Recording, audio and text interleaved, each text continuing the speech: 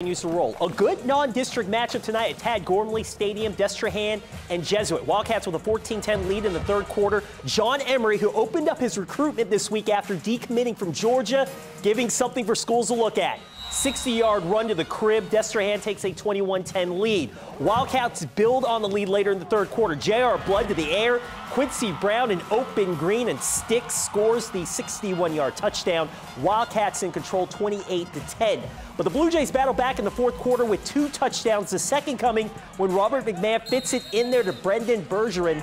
Jesuit misses the 2-point conversion, so it's a 28-23 Destrehan lead. Blue Jays have to go for the onside kick to recover it to give themselves a chance. But the Wildcats pounce on it to seal this one. Destrehan with a good win tonight over Jesuit, 28-23.